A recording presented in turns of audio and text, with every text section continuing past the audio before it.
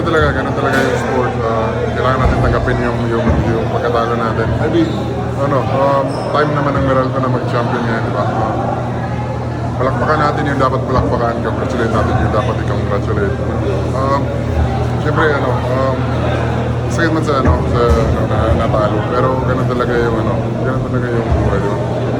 Nanalo kami ng championships, di ba? Pero, maybe, time na rin ng Meralco ngayon. Talbog ng bola, nandun sa kanila.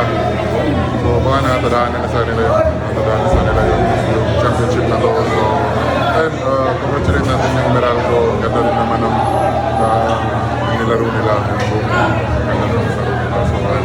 So, sa San Miguel naman kami naman, karang heads up lang kasi hindi pa naman end of the world para sa amin.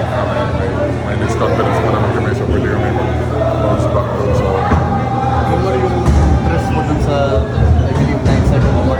Was that designed for you or? Wala. Ayan. Parang movable naman talaga.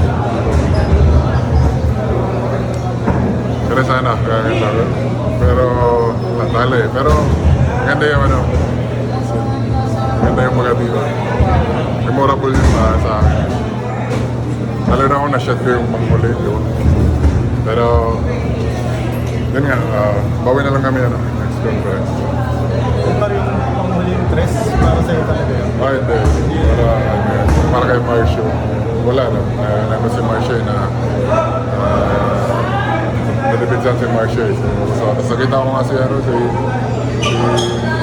Simon sa gilid. Tapos wala na. Pagdating ko sa oras, wala na eh.